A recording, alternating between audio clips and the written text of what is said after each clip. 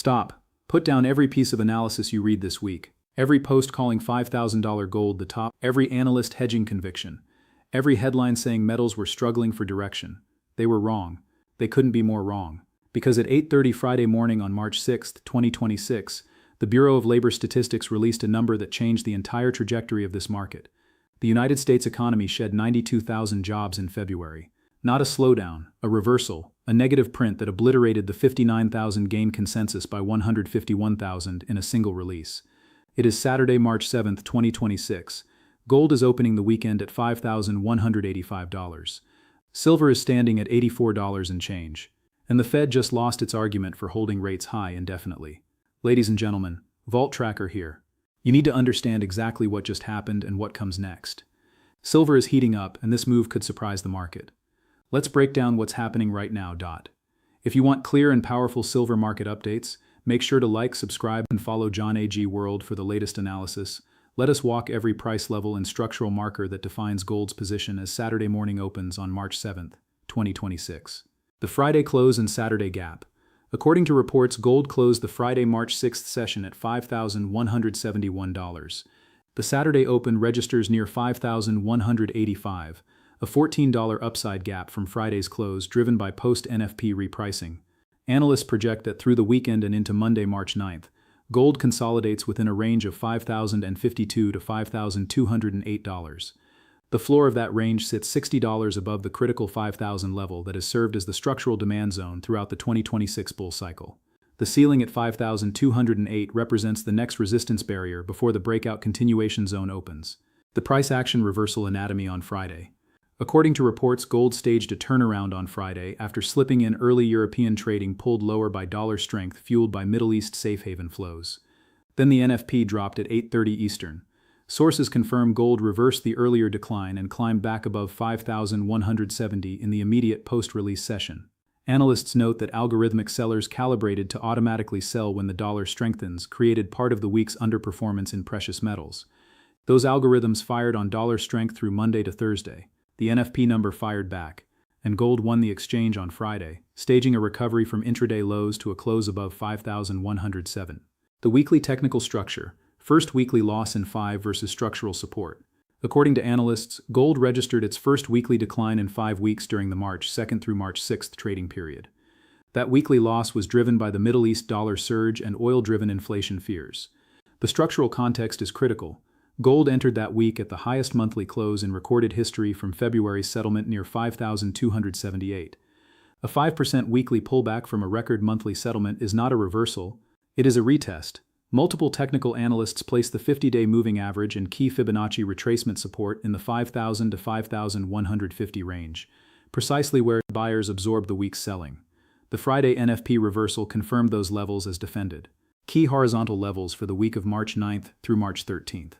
According to analysts, resistance above sits at 5,208. A break above that level targets the 5,278 February settlement zone, the threshold that separates consolidation from fresh record territory. Support below rests at 5,052. A test of 5,052 followed by a bounce forms the higher-low structure that confirms the ongoing bullish sequence. The week ahead carries CPI data on March 11th, GDP second estimate on March 13th, and the March 18th FOMC decision. Each event is now a potential accelerant given the NFP devastation that stripped the dollar of its rate differential support narrative. Silver's confirmation signal. According to reports, spot silver rose 2.6% on Friday to $84.30. Silver's Friday gain outpaced gold's recovery on a percentage basis, precisely the behavior seen at the early stage of a metals reacceleration following a consolidation week. When silver leads on the upside during a gold recovery, analysts note it signals institutional participation rather than purely defensive allocation. The February 2026 NFP report is not a single bad data point.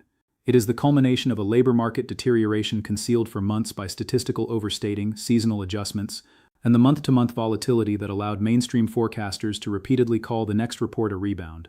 That concealment ended on March 6th. Every layer exposed is specifically bullish for gold. The sector collapse anatomy. According to reports, the job losses were broad-based and structural. Healthcare shed 28,000 jobs, driven by a nurse strike involving more than 30,000 Kaiser Permanente workers in California and Hawaii. Offices of physicians alone lost 37,000 positions while hospitals added just 12,000. Manufacturing shed 12,000. Transportation and warehousing cut 11,000. Information sector dropped 11,000. Construction fell 11,000 after surging 48,000 in January, reflecting weather impact.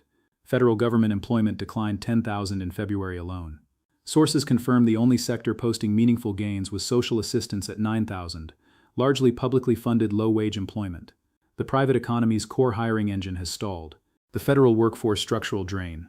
According to reports, federal government employment has now shed 330,000 positions, 11% of the total federal workforce since October 2024. Sources note the White House acknowledged the labor slowdown as a policy outcome, with officials stating that immigration reduction has lowered the monthly employment break-even to approximately 30,000 to 40,000 new jobs. The economy is not hitting 30,000, it lost 92,000. The revision bomb, unmasking the 2025 labor mirage.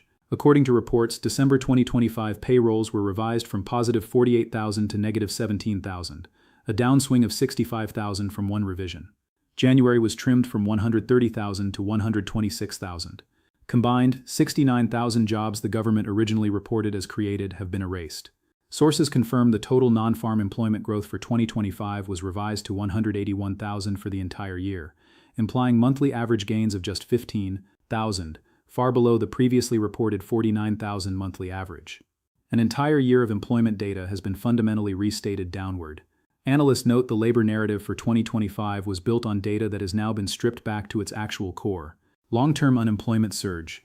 According to reports, the average duration of unemployment reached 25.7 weeks in February, the longest since December 2021. This metric captures workers searching for employment for 6 months or more. Analysts note this is not a short-term labor market fluctuation. It is structural labor market deterioration accumulating depth. Per reports, Olu Sonola, head of United States economics at Fitch Ratings, stated that just when it looked like the labor market was stabilizing, this report delivers a knockdown blow to that view. The stagflation trap. According to reports, Brent crude has surpassed $80 per barrel, driven by the Middle East conflict, with WTI crude approaching $90 levels, last seen in September 2023. The Fed is confronting falling employment on one side and rising energy-driven inflation on the other. Analysts note this is the textbook stagflation configuration. Gold benefits from both policy paths. If the Fed cuts to address labor weakness, real yields fall and gold rises. If the Fed holds to address energy inflation, the economy continues deteriorating and safe haven demand for gold intensifies. There is no policy path that is gold negative in this environment. The reaction gap between gold's technical week and its fundamental week through March 6, 2026, created the most significant sentiment dislocation of the entire 2026 bull cycle. What weak hands saw. Retail traders who entered gold positions during the February rally to 5,278 experienced a brutal week. Gold registered its first weekly loss in 5 sessions. The dollar posted its strongest weekly rise in over a year. Oil prices surged. Inflation fears resurfaced. Multiple retail participants and forum contributors exited positions, citing the view that gold cannot hold above 5,000 in a dollar-strength environment. According to reports, this was precisely the exit narrative that smart money needed. Weak hands sold. Their positions were absorbed by institutional buyers executing the same playbook that has defined every significant gold correction since the 2024 bull market began. What diamond hands knew. Holders who have owned gold through every correction in 2026 understood the structural bull thesis is not built on DXY movements. It is built on real yield suppression, labor market deterioration, central bank accumulation, COMEX vault drain, and geopolitical safe haven demand. Each of those structural pillars received a direct confirmation on March 6th. Real yields are now under pressure from a labor market that just contracted 92,000 jobs, forcing rate cut expectations forward. The labor deterioration is documented and revised further downward than previously believed. The structural bid under gold from these forces does not evaporate with 1 week of DXY strength. The algorithmic seller trap closure. According to reports, algorithmic sellers calibrated to automatically sell when the dollar strengthens contributed to part of the underperformance in precious metals this week. This is a precisely defined mechanism, not speculation, but a specific trading architecture documented by a precious metals professional. Algorithms triggered by dollar strength sold gold from Monday through Thursday. But algorithms respond to data input. The negative 92,000 NFP shifts the data environment that those algorithms track. When the dollar weakens on July rate cut repricing, the same automated architecture reverses from sell to buy. The algorithmic headwind becomes a tailwind, and the same velocity that depressed gold through the week becomes the force that accelerates it through 5,200. The July rate cut repricing, the sustained structural catalyst. According to reports, CME FedWatch now prices majority odds of the first 2026 rate cut at the July meeting. This is a structural repricing. Every week between now and July is a week of sustained dovish pressure on real yields and sustained structural support for gold. Sources confirm gold is up more than 18% year-to-date as of March 6th. The yield compression trade that drives gold towards 6,300 does not require an emergency cut. It requires the market to price one, which has now been accomplished. The contrarian argument on March 7th holds that dollar strength from Middle East safe haven demand will continue to cap gold's upside regardless of NFP weakness. Multiple analysts argued through the week that the inverse relationship between gold and DXY would suppress any NFP-driven bounce. The premise: the safe haven dollar bid has replaced the safe haven gold bid. Gold is losing its crisis role to the dollar. This argument fails on three structural grounds. Failure 1: the dollar's safe haven bid is energy-driven and temporary. According to reports, the dollar's weekly surge was driven by oil price-driven inflation fears from the Middle East conflict. When oil prices stabilize or the conflict progresses to a de-escalation phase, the inflation-driven dollar bid evaporates.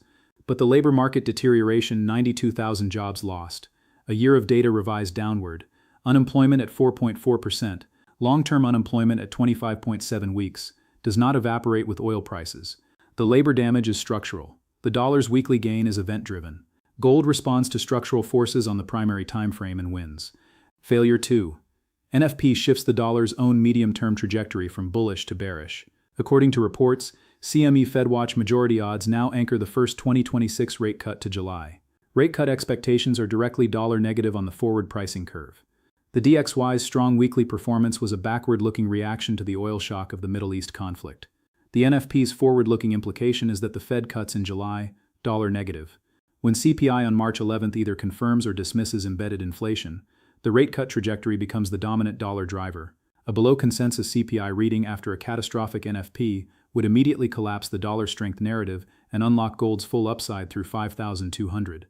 Failure 3: gold's year-to-date performance already refutes the dollar correlation assumption. According to reports, gold is up more than 18% year-to-date as of Friday, March 6th. The DXY has not fallen 18% year-to-date. Gold is rising through multiple periods of dollar strength within the same year. The traditional inverse correlation between gold and DXY has structurally broken down as it did in 2025 when gold rallied from 3,000 to over 5,000, while the DXY remained elevated by historical standards.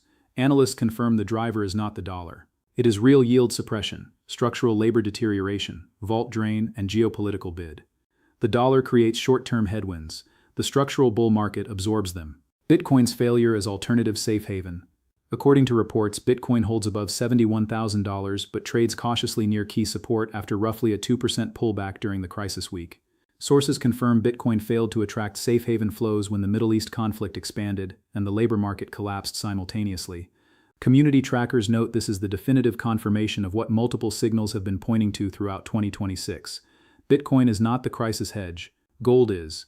And gold's 18% year-to-date gain achieved while Bitcoin trades sideways is the most compelling empirical evidence available. 5 price levels, 3 catalysts, 1 battle plan for the week of March 9th through the March 18th FOMC decision. Level 1 Saturday open base, $5,185. This is where gold stands on Saturday morning, March 7th. According to analysts, the weekend and early Monday session consolidation range sits at 5,052 to 5,208.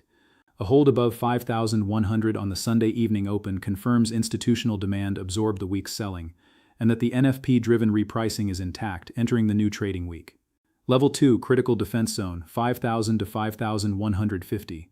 According to analysts, this zone contains the 50-day moving average, key Fibonacci retracement levels, and the higher-low structure defining gold's entire 2026 advance. A test of this zone followed by rejection and close above 5,150 confirms the pattern of higher lows remains intact and sets up the next leg toward 5,300. Level 3 CPI trigger on March 11th.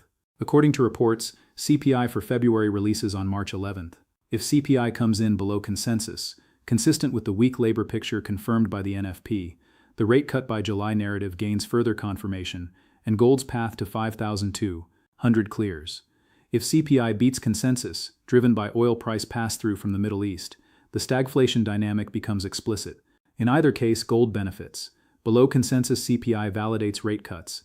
Above consensus CPI validates stagflation protection demand. Level 4 March 18th FOMC, the hold that validates the next rally. According to reports, the Federal Reserve is expected to hold rates steady at the March 18th meeting at 97% probability. But the language of the hold is what matters.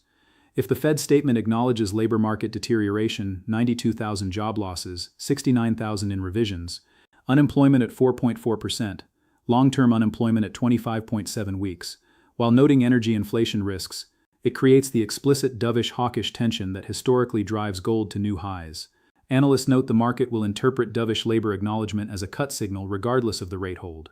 That repricing is worth $100 to $200 on gold's price. Level 5, the structural targets, 5,320, 6,300. According to analysts, resistance above the Saturday open sits at 5,320. Beyond that, sources note the measured move from the 2026 technical structure projects to 6,300, consistent with institutional price targets from leading Wall Street research desks.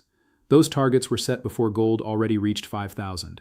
With the labor market now confirmed in outright contraction and COMEX Vault registered inventory at a fraction of the April 2025 all-time peak, the structural case for 6,300 has only strengthened. 3 battle scenarios for March 9th through March 18th. Scenario 1. CPI below consensus on March 11th. Dollar retreats sharply. Rate cut by July pricing accelerates. Gold gaps above 5,200 on March 11th intraday. FOMC dovish language on March 18th confirms. Gold challenges 5,300 by end of month. Scenario 2. CPI meets consensus. Consolidation in the 5,100 to 5,200 range. Cumulation window extends through mid-month. FOMC hold interpreted neutrally. Gold launches post-FOMC. Scenario 3. CPI beats consensus on oil pass-through. Stagflation narrative explicitly activated. Gold briefly tests 5,050 to 5,100 on inflation dollar crosswind. Physical demand absorbs the dip. New buyers enter at the line in the sand. Gold exits the scenario stronger. Where do you see gold on March 18th after the FOMC? Is the first cut coming in July or earlier? Drop your read in the comments below. This is Vault Tracker out. The labor market just handed gold its most powerful fundamental catalyst of 2026. Stack accordingly. Diamond hands hold. The next target is 5,320, and the line above it. That's it for today's silver update. The market is setting up for a potential big move, so stay alert and stay prepared. If you found this analysis helpful, don't forget to like the video, subscribe to the channel, and turn on notifications so you never miss an update. This is John AG World, bringing you clarity in every market move. See you in the next one.